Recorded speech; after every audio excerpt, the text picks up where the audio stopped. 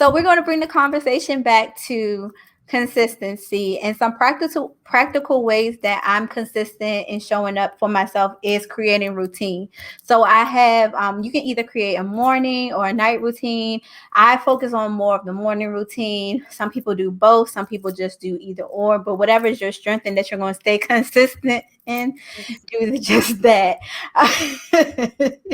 So for me, my morning routine consists of getting up, prayer. Prayer. Getting up and doing prayer.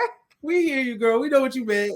Prayer, meditation, journaling, opening up my blinds, making my bed, and sometimes putting on clothes. No, seriously, when I work from home, it's either you get the robe or you get the version of me. But that's a part of my routine. And so previously I was saying on days where I may be feeling and suffer from depression and anxiety, just being able to check those things off and pour into myself has really helped me tremendously. Not stay in the bed and not stay stuck and not just cut on the TV and close off everything.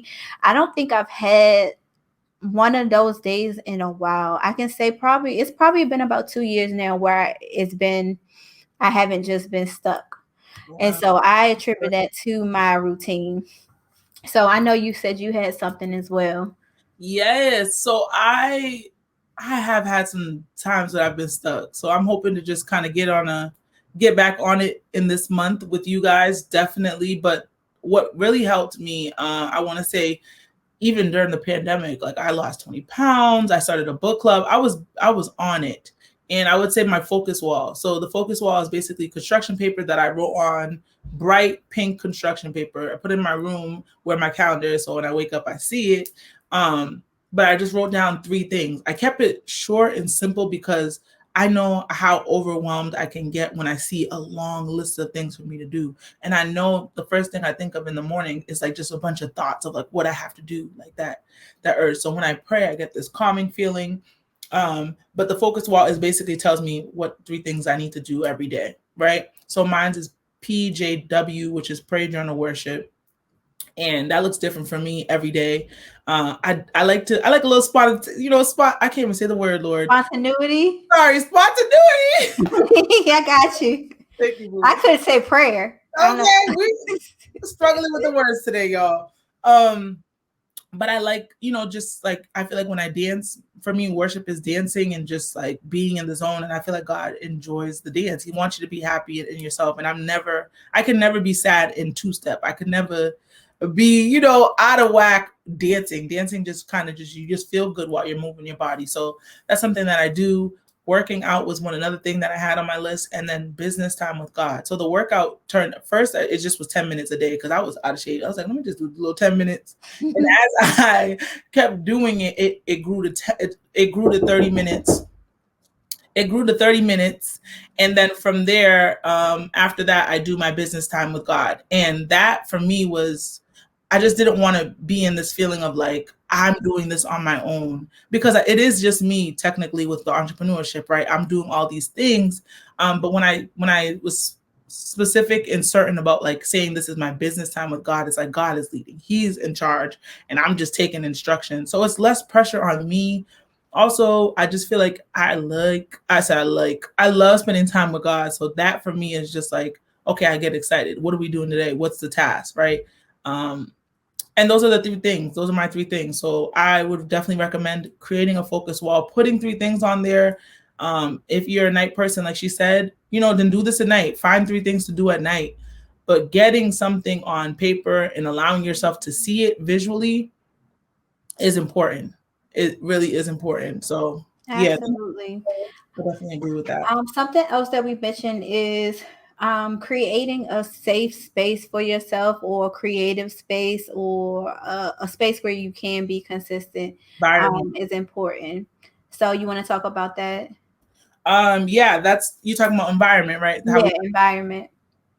So your environment is important. It's important to just kind of like, for me, one of the things that I just did, even just today, was just like, I had some things in my room that I didn't use. If I don't use, so here's the thing. This is a little rule I gave myself. If I don't use it in 30 days, I need to let go of it, or figure out who I can give it to. Because sometimes we hold on to things. Like, I don't know about y'all, but I hold on to things that I'm like, oh, I'll use this maybe. Something might break, and I'm like, oh, I'll get to fix it, and I'll leave it there. But I always feel like when I leave the broken thing there, I'm not creating room for a new thing to come that's already fixed, or things like that. So just being intentional about your environment. Like, if my room is somewhere, creating a room a space in your room to just pray, like create it outside of your bed, or maybe in your bed but you're in a different posture, right? Or your living room, working out in your living room versus working out in your room, even if you have the space, because it's just a new environment. And it just allows your brain. I read this in the book. What's it called? The book is called Creating Habits or something like that. I'll let you guys know when I get the name. It basically talks about the importance of your environment and doing things in different locations. So if I'm working in an office versus working in my bed where I sleep, or or the kitchen where I'm eating, like making sure that you have environments to get these routines and goals done. So that's another thing too, and making sure the environments there's space. It's not a mess, because you can't function. Like, imagine going into the office and it's just a mess. You're not going to want to do work. You're going to feel like, oh, like I can't really move. Versus if a notebook, a pen, some stickies, your laptop is opened up nice and neat, you're going to be like, oh, I'm ready to go. There's a different energy when things are just space cleared out. And Oprah talks about that too. I love me some Oprah. And she definitely mentioned just decluttering your space and having, just an environment where things can be reached, but also not holding on to things you're not using. And giving is also amazing thing. Like, I love to give. So if you have something and you're not using it, somebody else might find use of it. So just extending yourself and thinking of it like that way. But the environment is definitely important for consistency, because you want to make room for you to be consistent. So it's not so hard. It's like preparing your clothes the night before. You wake up and you're like, oh, I already got the clothes ready to go. It's like everything flows. And Markitta talked about this year, she talking about flow, and she just want to flow. And that's really what it is. To create the consistency, you just make room by doing small things that in the long run just save you time and change your environment. Definitely. And it goes into like you're saying, set out your clothes. It's like setting yourself up for success. And I don't think we do that enough. So it's like, oh, I want to be consistent in working out, but I have to go look and dig through my hamper for my workout clothes. Then it makes me not want to do it. Or like, just like you're saying, lay out the clothes the night before. So then when I wake up, I see them first thing in the morning. It's like, all right. Even though I might be like, I'm gonna go because I see it. Right. So it's like really setting yourself for that. And that goes back to like making a plan, especially like when it comes to, a lot of people were saying they had a consistency problem when it comes to social media. And so I think it's like, for me, it was an intentionality problem with social media first. And now that I'm strategic and understand it, it helps me to be more consistent. And so I start with a plan when it comes to my social media. Like my sales goals, I take that and then wrap that around what my social media content is going to be for the month. And then I take 2 days, 8 hours a day. So 8 hours on one Saturday, 8 hours one Sunday, and really just plan both my pages, because I have a business page and my personal page, and really just like structure it around my sales goals and the content that's going to be around the subject matter of that month. And so I found that I'm more consistent in replying to emails, replying to my DMs, bringing in, generating income, because now I don't have that as like every day I have to feel like I have to think of something that I need to post.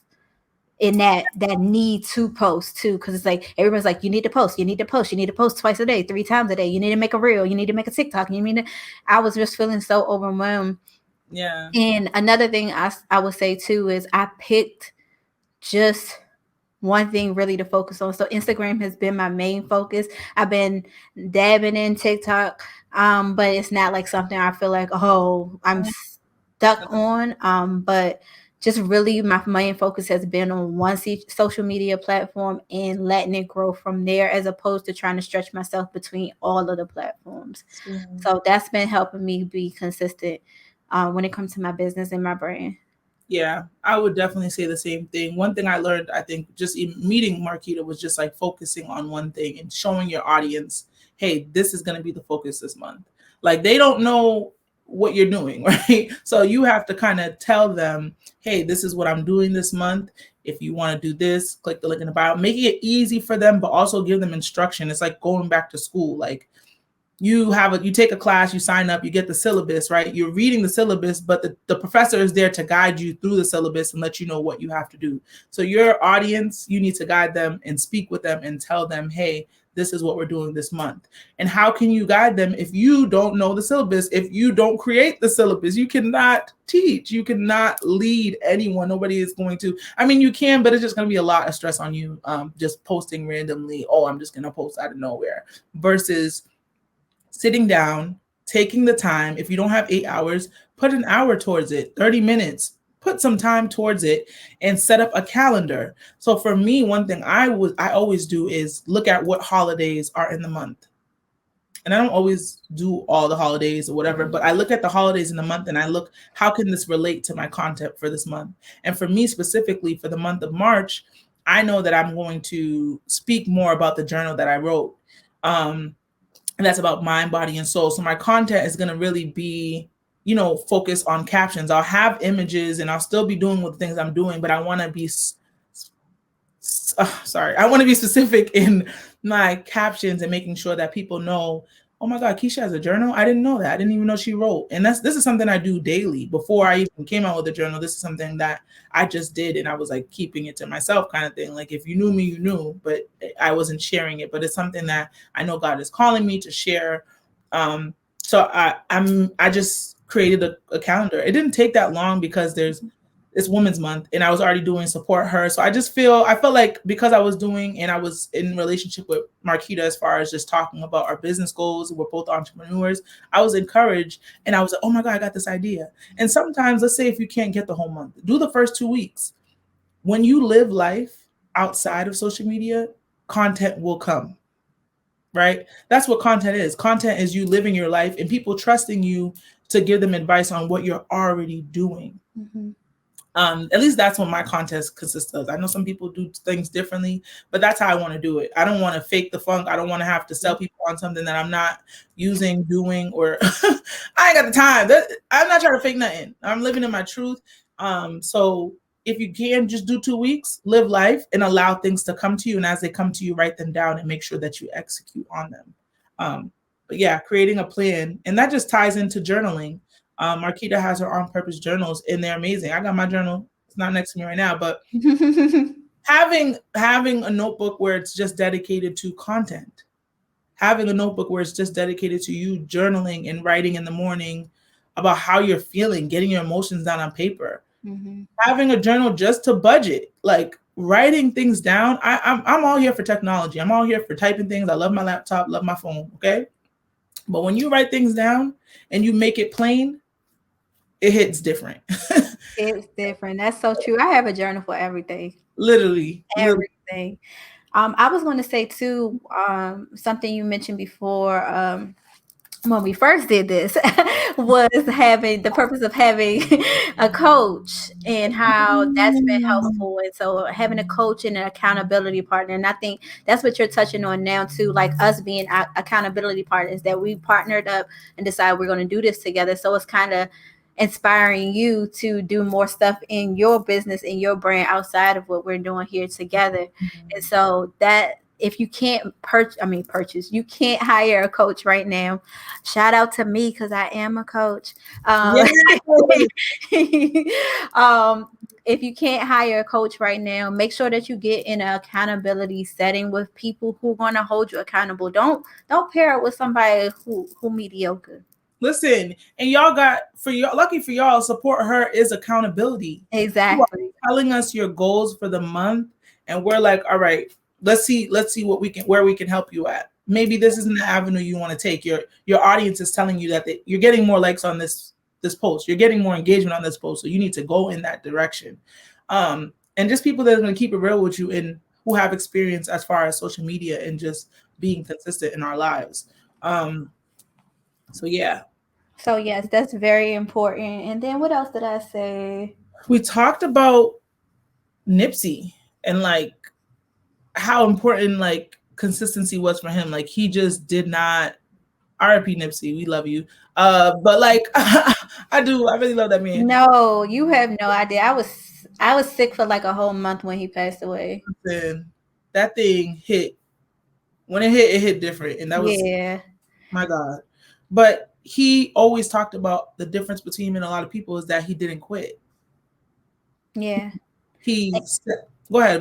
Oh no, I was just going to say he created a plan. And so that just goes back to what we were saying, where it's write it out. And so he created a plan. He talked about writing on a whiteboard and laying a brick every day. And it's like, having that big goal is fine, and we're always trying to achieve to that big goal, but what his focus was on was those daily tasks.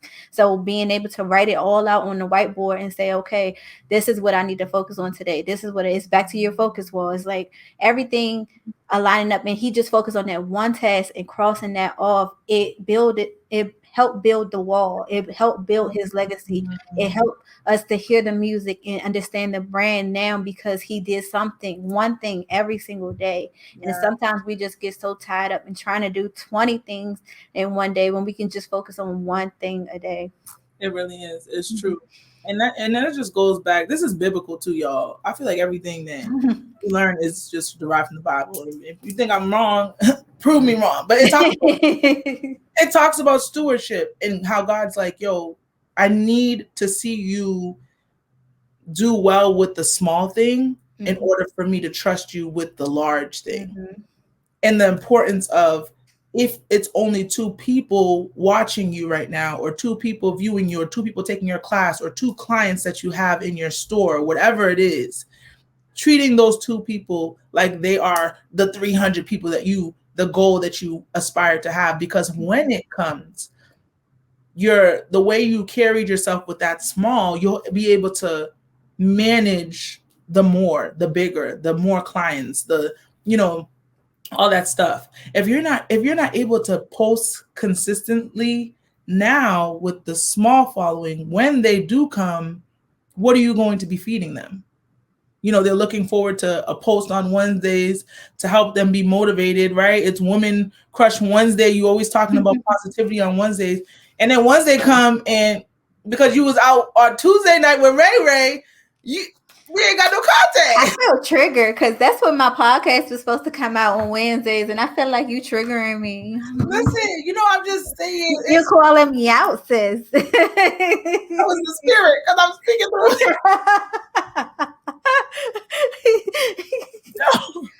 And you was like, Wednesday? I said, oh, Lord, he was out with Ray. No, I'm just kidding. Like, honestly, it's just like, it goes back to showing up for yourself. So if you're able to do it for yourself, if you're able to have conversations with yourself, trust intuition, show up for yourself, and be consistent in your life, in the relationships in your lives, it will trickle down to your business. And if it's difficult for you, that's okay. Be honest with yourself. Be real with the people who are in your accountability group.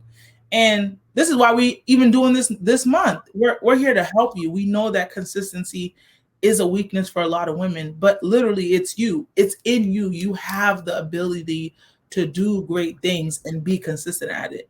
Period. Period. I mean that. What more can we say? That's it. Drop the mic, Keith. Hold on. I wish I could do it for you. No, I can't be the DJ and the speaker.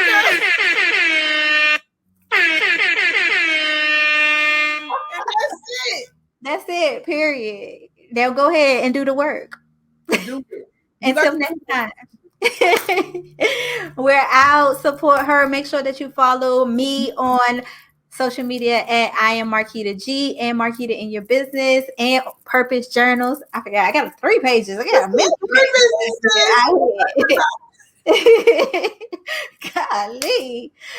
For you. Yes, follow me on Instagram at Keisha That's my first name.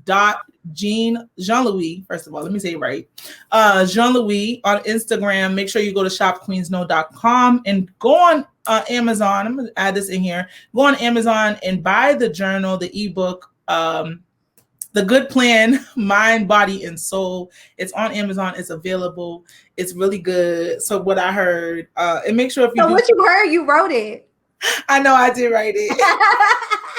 And make sure you leave a review because the reviews matter. Okay, I'm going to be pushing this all month long. I appreciate you guys. It's been amazing. Yes, and we was talking about plans all the whole time. Y'all can go over to onpurposejournals.com and get you a journal, honey, and write this down, period. And make sure you use the word support so you can get an extra code off, okay? Because sis loves you. That's how support out here. Okay, you got your own promo code out here.